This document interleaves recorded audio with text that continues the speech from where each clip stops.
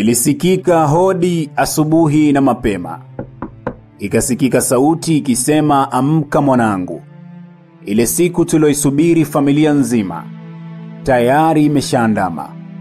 Amka umshukuru Mungu. Nimeshaamka mama.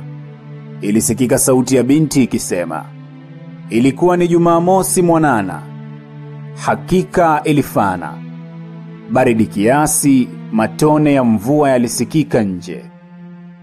Binti aliinuka akakisogelea kioo na kujitazama. Akajiambia, Mwaka, leo ni siku yako ulioisubiria sana. Siku ya wazee wako walioiomba na kupambana. Siku ya safari yako ulioitumainia, ulioihamu ukaisubiria, imewadia. Amka usafiri nayo na usirudi nyuma. Jina lake ni Mwaka. Binti wa miaka 22. Wa pili kuzaliwa katika familia ya mzee Juma. Bwana shamba aliyejaliwa utu na upole. Watoto 12 kubarikiwa. Na mapenzi makubwa kwa mke wake, wanaorandana na kufanana mithili ya njiwa. Mwanangu Mwaka. Baba alimuita mwanawe. Akamwambia, sijali gharama nilizotumia, wala sihesabu mifugo mingapi niliuza ili kutimiza ndoto yako hii. Maana najua ni wajibu wangu kuitekeleza. Na wewe ujipe wajibu wa kuikamilisha ndoto yako. Mama naye akadakia, mwanangu, kaka yako hakufikia hatua hii. Wewe umekuwa wa kwanza kwetu. Ongeza sala, juhudi na bidii. Hili ni ombi letu. Hakuna kizuri ambacho ni rahisi. Ongeza kasi na utii, ili uwe mwema mfariji wetu. Nimewaelewa wazazi wangu, Mwaka alisema. Kaka yake Mwaka hakuwa mbali. Akaanza kutoa mizigo ya dadaye bila hiana. Naye akamtakia safari hii iwe njema ingawa ni mbali, huku akikumbatiana na kuagana. Ng'ombe dume kubwa la mzee Juma lilozoea shemere likavishwa gari.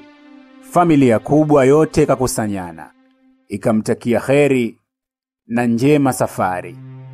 Majirani wema nao hawakuwa nyuma, wakasalimiana huku wakimtakia dua. Kijiji cha Ukuyanga, Mwaka akakitazama na kukiaga. Kaka yake ambaye ni Ujudi akaianzisha safari ya dadaye na mizigo yake wakiwa juu ya gari aliyovikwa ng'ombe. Kilomita 1 ikakatika hadi kituo cha basi. Akaagana na kaka yake kwa unyonge. Mwaka akalipanda basi, huku akijisemea moyoni, Mungu wangu, najua ni kwa baraka zako nimefikia hii hatua. Na kwa rehema zako naomba salama nifike. Naomba Mola ipokee yangu dua. Elimu hii nikaipate mimi na familia yangu wanufaike. Mwaka akakalia siti ya dirishani na safari rasmi ikaanzia. Safari ilikuwa ndefu. Makilomita alikatika. Ingawa mwili wake ulichoka na machofu, ila moyoni furaha isokifani ilifurahika. Baada ya masaa 8 kukatika, kwa mara ya kwanza machoni mwa Mwaka zilionekana nyumba zenye urefu usokadirika. Masikio yake yalichanganyikiwa na sauti ya honi za magari.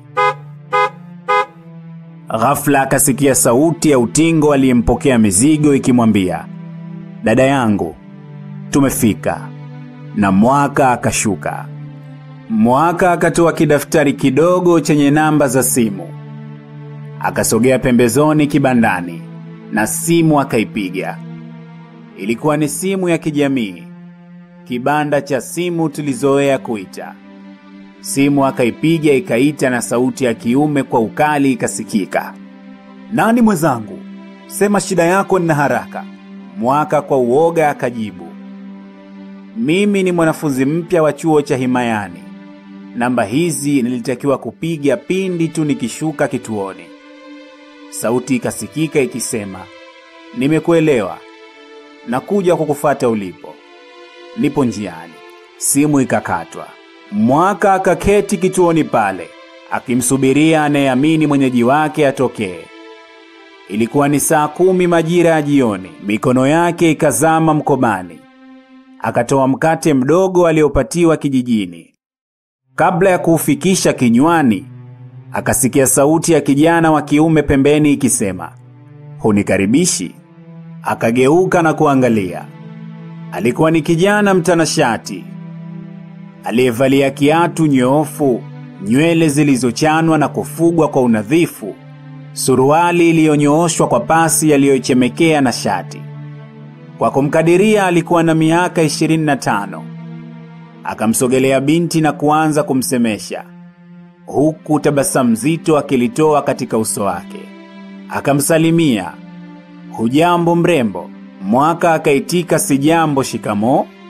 Barobaro likacheka na kumwambia, "Acha bana. Hata kama umetoka shamba, siamini huko shamba mbuzi anamwamkia kondoo aliozaliwa siku moja itikisa tu amemzidi manyoya."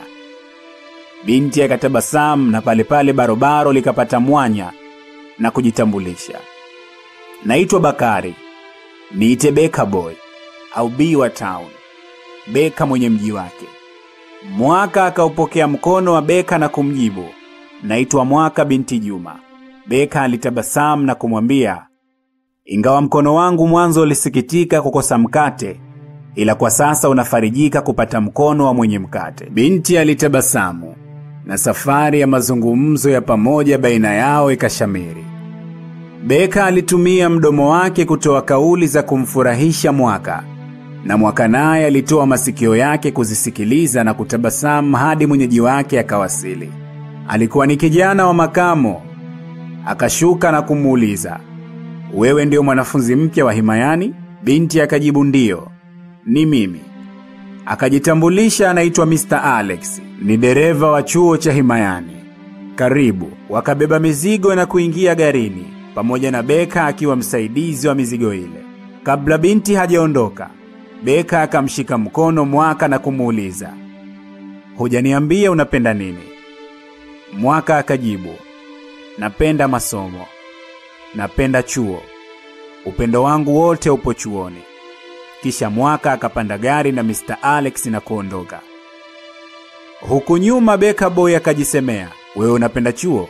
Basi mimi napenda mabinti wa chuo. Kwa hiyo sote tunapenda chuo."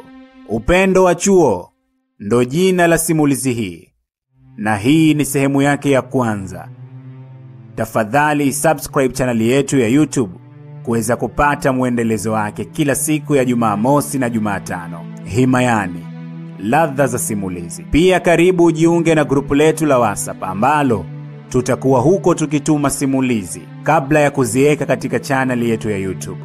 Utalipia shilingi 2000 tu kwa mwezi mzima. Namba zetu hizo hapo. Simulizi hii imetungwa na kutiwa sauti na mimi, Kadiri Mshairi.